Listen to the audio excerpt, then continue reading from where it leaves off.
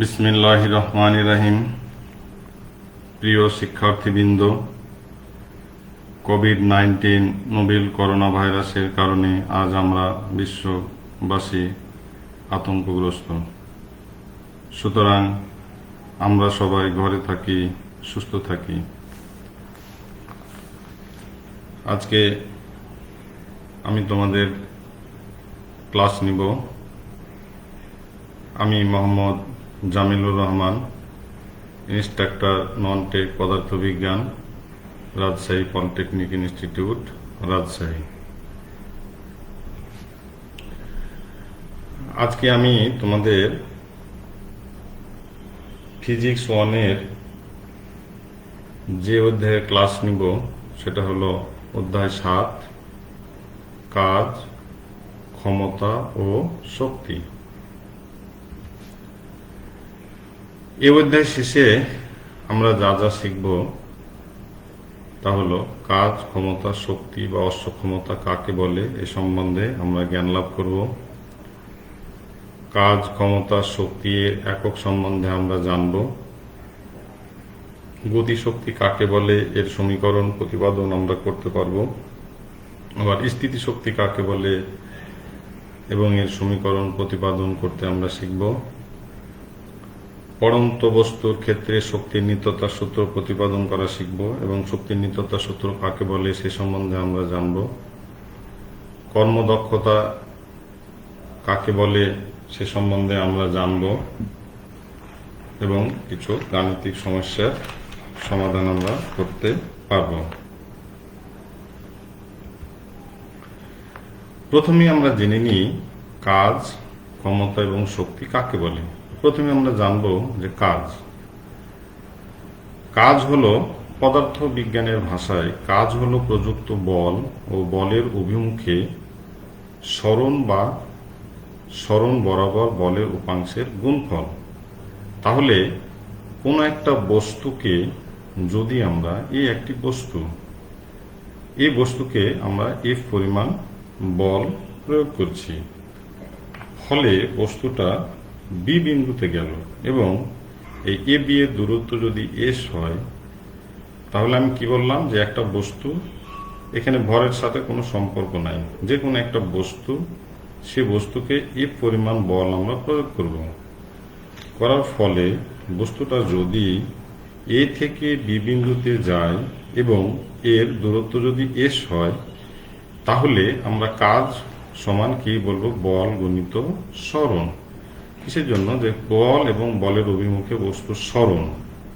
আর তাহলে আমরা বলবো যে ডাব্লিউ, কাজকে আমরা ডাব্লিউ দ্বারা ডিনোট করি। তাহলে ডাব্লিউ ইকুয়াল টু এফ গণিত এস। তাহলে ডাব্লিউ ইকুয়াল টু এস গণিত এস। তাহলে কাজ সমান বল গণিত সরণ। কাজ সমান আমরা কি পেলাম? বল গণিত সরণ। এবার আমরা দেখব উপাংশের ক্ষেত্রে কি হয়, অথবা আমরা এভাবে বলতে পারি যে কাজ ইকুয়াল টু বল গণিত বলের দিকে বলের উপাংশ।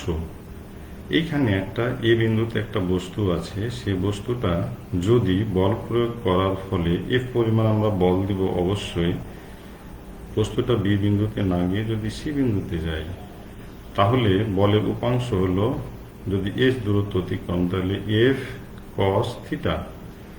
তাহলে কাজ ডাব্লিউ ইকুয়াল টু এফ গণিত এস কস থিটা। তাহলে ডাব্লিউ ইকুয়াল টু এস। এবার যদি এই থিটার পরিমাণটা 0 হয়, অর্থাৎ এ থেকে বিতে যায়, তাহলে থিটা যদি হয়, তাহলে এই কস থিটা অর্থাৎ 0 যদি হয় থিটার মান, তাহলে কস 0 সমান হলো 1। তাহলে ডাব্লিউ ইকুয়াল টু এফ গণিত এস। তাহলে আমরা বলের উপাংশ দিয়েও দেখলাম, পূর্বে আমরা দেখলাম হলো সরণ দিয়ে, আর পরবর্তীতে আমরা দেখলাম হলো সেটা উপাংশ দিয়ে। তাহলে আমরা দুভাবে কাজের পরিমাপ করতে পারি। এবার কাজ বলের দিকেও হতে পারে অথবা বলের বিপরীত দিকেও হতে পারে। তাহলে বলের দিকের যে কাজটা, সেটাকে আমরা ধনাত্মক কাজ বলবো, বা ধনাত্মক বা বলের দিকে কাজ। কোনো বস্তুর উপর বল প্রয়োগ করলে যদি বলের প্রয়োগ বিন্দু বলের দিকে সরে যায়, অর্থাৎ বলের দিকে সরণ ঘটে, যেদিকে আমরা বল প্রয়োগ করব সেই দিকেই যদি বস্তুটা সরণ ঘটে, তবে সেই কাজকে আমরা বলবো কি ধনাত্মক কাজ বা বলের দ্বারা কাজ।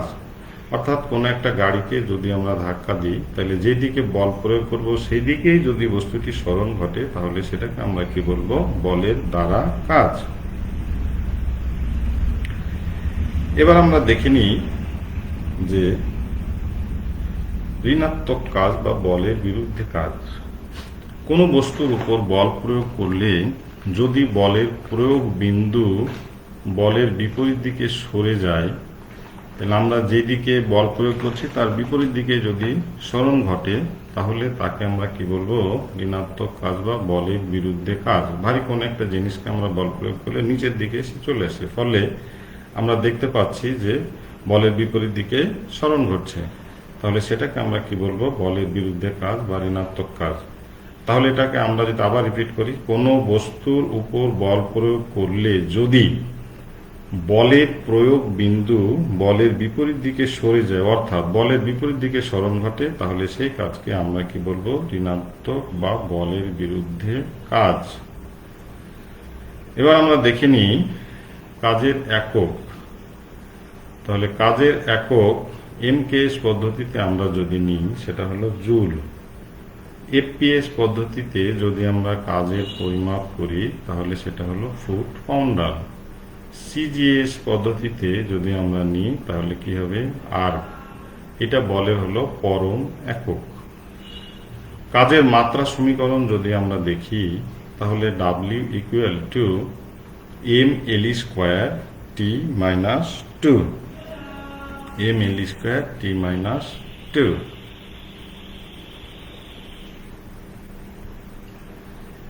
এবার আমরা দেখি আসলে ক্ষমতা কাকে বলে। কোনো বস্তুর কাজ করার হারকেই আমরা কি বলবো ক্ষমতা। কোনো বস্তুর কাজ করার হারকেই বলবো তার ক্ষমতা। যে কোনো একটা বস্তু সময়ের সাথে যে কাজ করবে, যে সময়ের সাথে যে আমরা হার করব, সেটাই হবে তার ক্ষমতা। তাহলে ক্ষমতা পি ইকুয়াল টু কাজ, অর্থাৎ যে পরিমাণ কাজ আমরা করলাম সে কাজ ডিভাইডেড বাই সময়। তাহলে পি ইকুয়াল টু ডাব্লিউ, অর্থাৎ কাজকে আমরা যদি ডাব্লিউ দ্বারা ডিনোট করি আর সময়কে সবসময় টি দ্বারা ডিনোট করি, তাহলে কি হবে ডাব্লিউ ডিভাইডেড বাই টি। তাহলে কোনো বস্তুর কাজ করার হারকে আমরা কি বলবো ক্ষমতা। আর এই ক্ষমতা পি, পি মানে হলো পাওয়ার, পাওয়ার মানে হলো ক্ষমতা, পি দ্বারা আমরা ডিনোট করছি ডাব্লিউ ডিভাইডেড বাই টি। তাহলে কি হলো ক্ষমতা ইকুয়াল টু কাজ ডিভাইডেড বাই সময়। এবার আমরা দেখে নিই যে ক্ষমতার একক। এমকেএস পদ্ধতিতে ক্ষমতার একক হলো জুল পার সেকেন্ড। এফপিএস পদ্ধতিতে কাজের একক হলো ফুট পাউন্ডার পার সেকেন্ড। যেহেতু টি টি ভাগাকার আসছে ওই জন্য পার সেকেন্ড চলে আসছে। সিজিএস পদ্ধতিতে কাজের একক হলো আর পার সেকেন্ড। তাহলে ক্ষমতা পি ইকুয়াল টু, আমরা যদি মাত্রা সমীকরণ নিই ক্ষমতা, তাহলে M L square T minus three. আমি আবার রিপিট করছি যে ক্ষমতার এককটা কি। এমকেএস পদ্ধতিতে জুল পার সেকেন্ড, এফপিএস পদ্ধতিতে কাজের একক হলো foot poundal per second, CGS পদ্ধতিতে কাজের একক হলো আর পার সেকেন্ড। তাহলে P equal to M L square, ক্ষমতার মাত্রা সমীকরণ P equal to M L square T minus three. এবার আমরা দেখি যে শক্তি। শক্তি কি, আমরা ছবিতে ভিউ দেখছি যে শক্তিটা হলো কোনো বস্তুর বা কোনো ব্যক্তির যে কাজ করার সামর্থ্য, সেটাকে আমরা কি বলবো শক্তি। কাজ করার সামর্থ্য, তাহলে এই কাজ করার সামর্থ্যকেই আমরা কি বলবো শক্তি। যে কোনো ব্যক্তি বস্তুর কোনো একটা মেশিনটা বস্তু হিসেবে কাউন্ট হয়, তাহলে কোনো একটা ব্যক্তি বা বস্তু কাজ করার সামর্থ্যকে আমরা কি বলবো তার শক্তি। শক্তি হলো দুই প্রকার, সেটা হলো স্থিতিশক্তি এবং হলো গতিশক্তি। তাহলে শক্তি কয় প্রকার পেলাম আমরা, শক্তি হলো দুই প্রকার, সেটা কি স্থিতিশক্তি এবং হলো গতিশক্তি। স্থিতি শক্তি মানে হলো পোটেনশিয়াল এনার্জি ইংরেজিতে বলা হয়। তাহলে স্থিতি শক্তি আমরা কাকে বলবো? কোনো বস্তুর নির্দিষ্ট স্থানে থাকার জন্য বা বস্তুর অবস্থানের পরিবর্তনের জন্য যে শক্তি প্রাপ্ত হয় তাকে ওই বস্তুর স্থিতি শক্তি বলে। আমরা একটা বস্তু ভূপৃষ্ঠে পড়ে আছে, সেটাকে যদি আমরা উপর দিকে উঠাই, তাহলে এই যে উঠানোর ফলে যে শক্তিটা লাভ করবে সেটাকে আমরা কি বলবো? স্থিতি শক্তি বা পোটেনশিয়াল এনার্জি। কোনো বস্তুর নির্দিষ্ট স্থানে থাকার জন্য বা তার অবস্থান পরিবর্তনের জন্য যে শক্তিটা প্রাপ্ত হবে সেটাকে আমরা কি বলবো? স্থিতি শক্তি। এটাকে ইংরেজিতে বলা হয় পোটেনশিয়াল এনার্জি। তাহলে এই পোটেনশিয়াল এনার্জির পরিমাণটা আমরা এবার পরিমাপ করব। কিভাবে করব? ধরি অথবা মনে করি কোন একটা বস্তুকে আমরা কি করলাম, কোন একটা বস্তু এ বিন্দুতে আছে। এ বিন্দু থেকে আমরা বস্তুটাকে কোথায় নিয়ে গেলাম? বি বিন্দুতে এই উচ্চতায় উঠিয়ে নিলাম। আবারও বলছি আমি যে কোনো একটা বস্তু কোথায় ছিল? এ বিন্দুতে ছিল। এই এ বিন্দু থেকে এই উচ্চতায় আমরা বি বিন্দুতে নিয়ে গেলাম। তাহলে এম ভরের একটি বস্তুকে যদি বি বিন্দুতে আমরা নিয়ে যাই, তাহলে এম ভরের একটি বস্তুকে ভূপৃষ্ঠের এ বিন্দু হতে বি বিন্দুতে অভিকর্ষজের বিরুদ্ধে এই উচ্চতায় উঠানো হলো বা আনা হলো। তাহলে এ বিন্দু হতে বি বিন্দুতে আনতে যে বস্তুটির কৃত কাজ, কি কাজ করে, কতটুকু কাজ হলো? আমরা কাজ সমান কি জানি? আমরা কাজ সমান জানি বল গণিত সরণ। কাজ সমান কি জানি? বল গণিত সরণ। তাহলে বলের পরিমাণটা আমরা যদি এফ দিই, আর সরণ আমরা কি নিয়েছি? সরণ ওই এস এর জায়গায় আমরা আগে যখন কাজ করলাম এফ গণিত এস, কিন্তু এস এর জায়গায় আমরা কি এইচ উচ্চতায় নিয়েছি, সুতরাং সরণটা কি হলো? এইচ হলো। এফ সমান আমরা যেহেতু অভিকর্ষ ত্বরণ সবসময় কি নিজ দিকে ক্রিয়াশীল হয়, অভিকর্ষ ত্বরণটা কি হবে? নিজ দিকে সবসময় ক্রিয়াশীল হয়।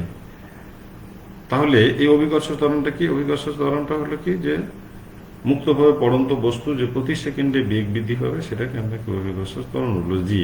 তাহলে এই যে জিটা কি সবসময় নিজ দিকে ক্রিয়াশীল হয়, কেন্দ্রের দিকে, অভিকর্ষের দিকে। পৃথিবী যে কেন্দ্রের দিকে একটা বল দ্বারা আকর্ষণ করবে, এটা জি জি। তাহলে এখান থেকে তাহলে এফ ইকুয়ালটা আমরা পাচ্ছি হলো এম জি। এম ভর, যেহেতু ভর, তাহলে এম জি গুণিত হলো এইচ। তাহলে NGH, তাহলে কোনো বস্তুর স্থিতি শক্তি বা স্থিতি শক্তি সমান আমরা কি লিখব? NGH। আবার আমরা বলছি কোন একটা বস্তুকে এ বিন্দু থেকে আমরা বি বিন্দুতে নিয়ে গেলাম, নিয়ে যাওয়ার ফলে কি এইচ উচ্চতায় নিয়ে গেলাম। ফলে কি হলো? এ থেকে বি বিন্দুতে নিয়ে যেতে যে কৃত কাজ সেটাই হবে কি? তার স্থিতি শক্তি। তাহলে স্থিতিকৃত কাজ সমান আমরা কি জানি? বল গণিত সরণ। তাহলে এফ গণিত এইচ। তাহলে এফ সমান আমরা জানি এম জি গণিত হলো এইচ। তাহলে এম জি এইচ। তাহলে পোটেনশিয়াল এনার্জি সমান আমরা কি পেলাম? M G H. ভর গণিত অভিকর্ষ ত্বরণ গণিত হলো উচ্চতা। ভর গণিত অভিকর্ষ ত্বরণ গণিত হলো উচ্চতা। এবার আমরা দেখে নিব গতি শক্তি। গতি শক্তিকে ইংরেজিতে বলা হয় কাইনেটিক এনার্জি। গতিশক্তিকে কি বলবো আমরা? Kinetic energy. তাহলে কোনো বস্তু বা গতিশীল বস্তু গতির জন্য যে শক্তি লাভ করে তাকে আমরা কি বলবো? গতিশক্তি বলবো। তাহলে কোনো একটা বস্তু আমরা অন্যভাবে বলতে পারি যে কোনো একটি বস্তুতে থাকার জন্য, গতিশীল অবস্থায় থাকার জন্য যে শক্তি গেইন করে তাকে আমরা গতিশক্তি বলতে পারি। ঠিক আছে? এবার আমরা দেখব যে গতিশক্তি আমাদের কতটুকু হয়, গতিশক্তি সমান আমাদের কতটুকু। গতিশক্তির সমীকরণটা আমরা এবার প্রতিপাদন করব। তাহলে ধরি এম ভরের একটি স্থির বস্তুর উপর এফ সমমানের বল কাজ করে বস্তুটাকে কি করলো? এস দূরত্বে সরালো। তাহলে ধরি বস্তুটি এ সময় এ সমতরণে চলে, বেগ যদি হয় ভি। তাহলে আমি ছবিতে জিনিসটা ক্লিয়ার করছি, সেটা হলো প্রিয় শিক্ষার্থীবৃন্দ একটু খেয়াল করে দেখো যে এম ভরের একটি বস্তু এখানে আছে, এ বিন্দুতে অবস্থান করেছে। এর আমরা এফ পরিমাণ বল যদি প্রয়োগ করি, প্রয়োগ করার ফলে বস্তুটা বি বিন্দুতে গেল এবং বি বিন্দুতে যাওয়ার ফলে তার বেগটা কি হলো? তার বেগটা হলো ভি। অবস্থা এখানে কিন্তু আমরা প্রথমে বলছি স্থির বস্তু। স্থির বস্তু মানে হলো আদিবেগ সমান হলো 0। তাহলে এ থেকে বিতে যদি এস দূরত্ব অতিক্রম করার ফলে এরা যদি ভি বেগ প্রাপ্ত হয়, তাহলে এ সময় অবশ্যই ত্বরণ হয়েছে। তাহলে বস্তুটির এ যদি সমত্বরণ অবশ্যই হতে হবে, তাহলে সমত্বরণে এ থেকে বি বিন্দুতে গেলাম, ঠিক আছে। তাহলে তাহলে এখানে আদি বেগটা কি হবে? আদি বেগটা হবে 0 আর শেষ বেগটা হবে ভি। এ থেকে বিতে যেতে এস দূরত্ব অতিক্রম করলো এবং এই সময় তার বেগটা কি হলো? ভি হলো। বস্তুটির ভর কত ছিল? বস্তুটির ভর ছিল হলো এম।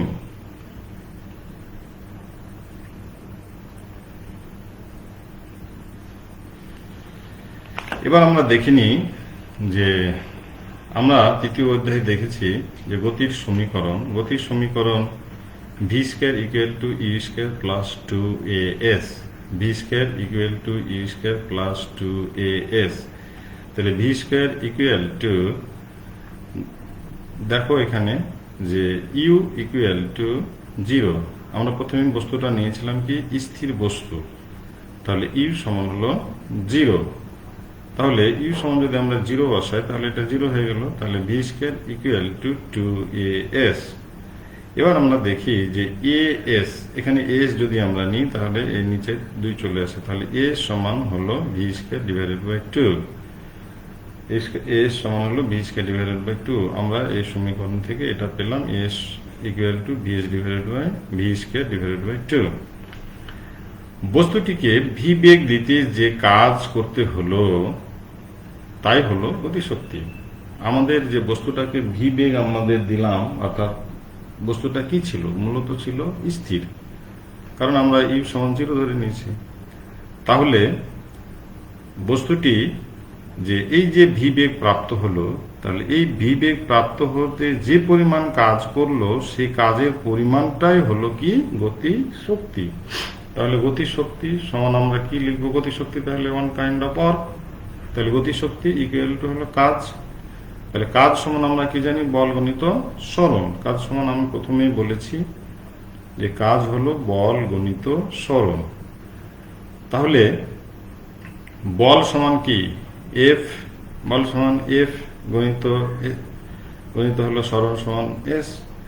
আর এস সমান এফ সমান আমরা কি জানি? M A. এফ সমান এম এ। এখানে আমি একসাথে লিখে দিয়েছি একবারই। তোমরা যদি মনে করো যে না আমি এফ গণিত এস দিয়ে করবো, তাও কোনো সমস্যা নেই। তাহলে এফ সমান হলো এম এ আর সরণ হলো আমি ধরলাম হলো S equal to M A S. আমরা কি পেলাম? M A S. তাহলে এম পেলাম আমরা। আর একটু খেয়াল করো তোমরা, সেটা হলো এ এস। এস সমান আমরা কি লিখতে পারি? V square divided by 2। তাহলে এই এ এস সমান আমরা লিখলাম হলো ভি স্কয়ার ডিভাইডেড বাই 2। তাহলে এখান থেকে পেলাম হলো এই যে 2, তাহলে half M V square, half M V square. তাহলে কাইনেটিক এনার্জি অথবা গতিশক্তি সমান আমরা পেলাম হলো হাফ এম ভি স্কয়ার।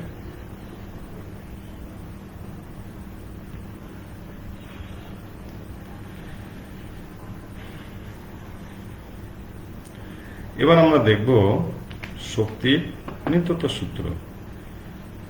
শক্তি অবিনশ্বর, এর সৃষ্টিও নেই বা ধ্বংস নেই। এটি কেবল এক রূপ থেকে অন্য রূপে পরিবর্তিত হতে পারে, কিন্তু রূপান্তরের আগে ও পরে মোট শক্তির পরিমাণ নির্দিষ্ট এবং অপরিবর্তনীয় থাকে। তাহলে কি বলছি? শক্তি কি হবে?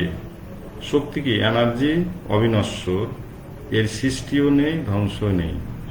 এটি কেবল এক রূপ থেকে অন্য রূপে পরিবর্তিত হতে পারে। যে কোনো শক্তি একটা রূপ থেকে কি করবে? অন্য রূপে পরিবর্তিত হতে পারে, কিন্তু শর্ত হলো রূপান্তরের আগে ও পরে মোট শক্তির পরিমাণ নির্দিষ্ট এবং অপরিবর্তনীয় থাকবে। কি হবে? সবসময় নির্দিষ্ট থাকবে। এবার আমরা দেখব মুক্তভাবে পড়ন্ত বস্তুর ক্ষেত্রে শক্তির নিত্যতার সূত্রের প্রমাণ আমরা দেখব। যে আচ্ছা ঠিক আছে, শক্তি যে এক রূপ থেকে অন্য রূপে যায়, কিন্তু মোট শক্তির পরিমাণটা কি থাকে, অপরিবর্তনীয় থাকে কি না, সেটা আমরা দেখব কিভাবে।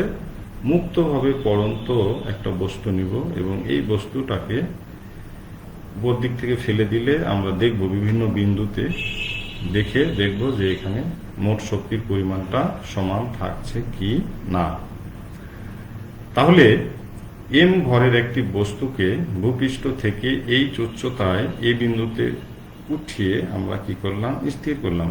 আমি ছবি দেখাচ্ছি, ছবি দেখলে ক্লিয়ার হবে তোমরা প্রিয় শিক্ষার্থীবৃন্দ। আমরা কি করলাম যে আমরা প্রথমে এই বিন্দুতে নিয়ে নিলাম একটা কি বস্তুকে, এম ভরের একটি বস্তুকে এই বিন্দুতে নিয়ে নিলাম। এবার নেওয়ার পরে এবার আমরা ছেড়ে দিব। আসলে মূলত আমরা বিভিন্ন বিন্দুতে আসলে কনসিডার করব কি, এই বিন্দুটা, এই বিন্দুতে বস্তুটি কি আছে, স্থির আছে। তাহলে ভূপৃষ্ঠ থেকে উচ্চতা কতটুকু হলো, এইচ। একটু খেয়াল করো, দেখো যে যদি আমরা কোন একটা বস্তুকে এই উচ্চতায় উঠিয়ে নিয়ে এই বিন্দুতে স্থির অবস্থায় আছে, এই বিন্দুতে স্থির অবস্থায় আছে, তাহলে ভূপৃষ্ঠ থেকে আসলে দূরত্বটা হলো এইচ। তাহলে এই বিন্দুতে যদি আমরা এবার কি করব, আমরা বস্তুটিকে ছেড়ে দেব। ছেড়ে দিলে একবার আমরা বি বিন্দুতে, এখানে দেখো যে এ বিন্দু থেকে আসবে হলো বি বিন্দুতে কত পরিমাণ দূরত্ব, এক্স পরিমাণ দূরত্ব। তাহলে এই যে বি বিন্দুতে, বি বিন্দুর উচ্চতা ভূপৃষ্ঠ থেকে কতটুকু হবে, টোটাল উচ্চতা যদি এইচ হয়, তাহলে বি বিন্দুতে উচ্চতাটা কি হবে, এইচ মাইনাস এক্স, কারণ এই জায়গাটা হলো এক্স। তাহলে কি হবে, এইচ মাইনাস এক্স। আবারও বলছি আমরা, টোটাল এ সি পরিমাণ সমান হলো এইচ। তাহলে এ থেকে যদি বস্তুটা পড়ে যায়, কত পর্যন্ত পড়লো, কি দূরত্ব অতিক্রম করলো, এক্স দূরত্ব অতিক্রম করলো। তাহলে বি বিন্দুতে উচ্চতা কতটুকু হলো, কিন্তু আমরা সবসময় ভূপৃষ্ঠ থেকে কাউন্ট করব, এইচ মাইনাস এক্স। তাহলে এবার আমরা দেখে নিই, আমরা এই বিন্দুতে স্থিতিশক্তি এবং গতিশক্তির পরিমাণ দেখব, বি বিন্দুতে আমরা দেখব স্থিতিশক্তি এবং গতিশক্তির পরিমাণটা কতটুকু হবে। কারণ এখানে মোট শক্তি, এখানে দুই প্রকার শক্তি কাজ করছে, সেটা হলো একটা হলো স্থিতিশক্তি এবং অন্যটা হলো গতি শক্তি। এ বিন্দুতে স্থিতিশক্তি, স্থিতিশক্তি যখন আমরা পড়েছিলাম, পোটেনশিয়াল এনার্জি সমান হলো ভর গুণিত অভিকর্ষ ত্বরণ গুণিত হলো উচ্চতা। ভর গুণিত অভিকর্ষ ত্বরণ গুণিত হলো উচ্চতা। তাহলে উচ্চতা যদি এইচ হয়, প্রথমে আমরা দেখে নিয়েছি, তাহলে এম জি এইচ, এ বিন্দুতে স্থিতিশক্তি সমান কতটুকু হলো, এম জি এইচ। এবং গতিশক্তি যেহেতু এখানে স্থির অবস্থায় আছে, তাহলে তার গতিশক্তি কি হবে, অটোমেটিক্যালি শূন্য হবে। আর একটু খেয়াল করো, কারণ এই বিন্দুতে আমরা উঠিয়ে নিয়ে এখানে স্থির করে রেখেছিলাম, তাহলে গতিশক্তি কি হবে, শূন্য।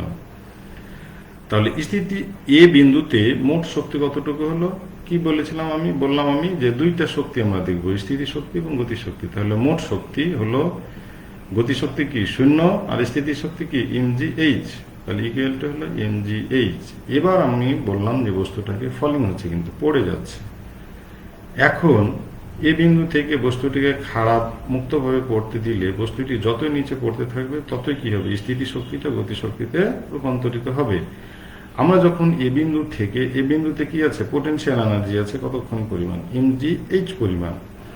এই বস্তুটাকে যদি আমরা পড়তে দিই, তাহলে কি হবে, এই যে পোটেনশিয়াল এনার্জিটা আছে, স্থিতিশক্তিটা কি হবে, আস্তে আস্তে কমতে থাকবে এবং কি হবে, গতিশক্তি বাড়তে থাকবে। বাট এখানে কিন্তু স্থিতিশক্তির পরিমাণটা কি হবে, এখানে স্থিতিশক্তির পরিমাণটা এমজিএইচ, কিন্তু গতিশক্তির পরিমাণটা হবে শূন্য। এখানে কি ছিল, গতিশক্তি শূন্য ছিল, কিন্তু এখান থেকে পড়ার ফলে কি হবে, স্থিতিশক্তি কমে যাবে, গতিশক্তি আস্তে আস্তে বেড়ে যাবে, এখানে বাড়তে থাকবে। তাহলে ওই কথাটা বলছে যে স্থিতিশক্তি কি হবে, কমতে থাকবে, গতিশক্তি বাড়তে থাকবে। মুক্তভাবে পড়তে দিলে যতই নিচে পড়তে থাকবে, স্থিতিশক্তি গতিশক্তিতে রূপান্তরিত হতে থাকবে। তাহলে এবার আমরা দেখে নিই, বি বিন্দুতে মোট কি স্থিতিশক্তি এবং গতিশক্তির পরিমাণটা আমাদের কতটুকু হয়। ধরি বস্তুটি একটি নির্দিষ্ট সময় পরে x দূরত্ব অতিক্রম করে বি বিন্দুতে পৌঁছানোর মুহূর্তে ভি বেগ প্রাপ্ত হলো। এটা আমরা মনে করে নিলাম যে যখন এ থেকে বি বিন্দুতে পড়ছিল তখন x দূরত্ব অতিক্রম করার ফলে বি বিন্দুতে কি হলো, বি বিন্দুতে ভি বেগ প্রাপ্ত হলো। তাহলে ভি বেগ যদি প্রাপ্ত হয় তাহলে বি বিন্দুতে স্থিতি শক্তি কতটুকু হবে? স্থিতি শক্তি সমান আমরা কি জানি, mgh। কিন্তু এখানে একটু খেয়াল করতে হবে যে ভূপৃষ্ঠ থেকে উচ্চতা কতটুকু ছিল, h মাইনাস x। তাহলে mgh মাইনাস x হবে। তাহলে এটা আমরা যদি গুণ করে নিই mgh মাইনাস mgx। এবার বি বিন্দুতে আমরা দেখিনি গতিশক্তি সমান আমরা কি জানি, হাফ এম ভি স্কয়ার। কিন্তু বি বিন্দুতে কতটুকু হয় তা আমরা বের করি।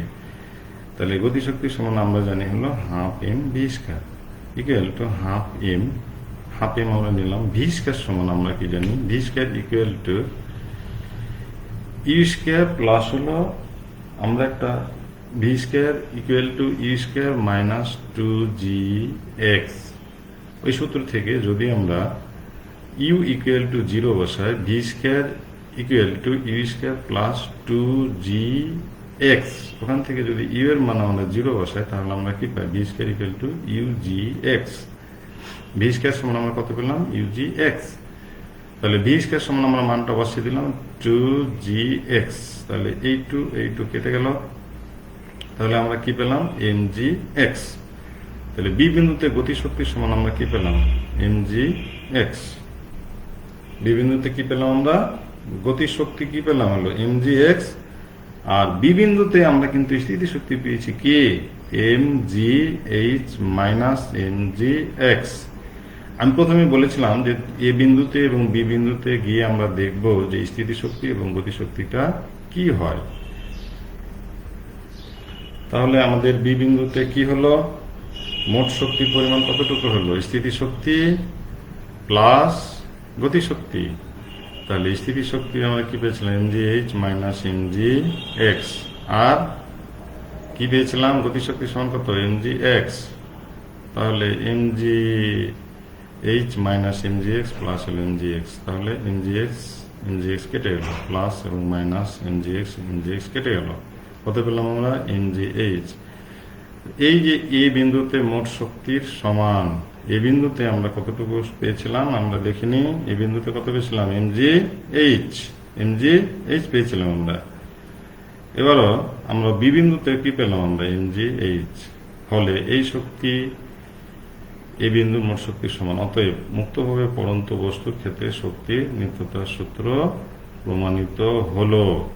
কি বলেছিলাম আমরা শক্তির নিত্যতার সূত্র, যে শক্তি অবিনশ্বর, এর সৃষ্টিও নেই, ধ্বংসও নেই, এটি কেবল একরূপ থেকে অন্য রূপে পরিবর্তিত হতে পারে। কারণ একরূপ থেকে কি হবে, পোটেনশিয়াল এনার্জিটা কি হলো, কাইনেটিক এনার্জিতে রূপান্তরিত হলো। তারপরেও কি হলো, রূপান্তরের আগে পরে মোট শক্তির পরিমাণ কি হলো, সমান হলো।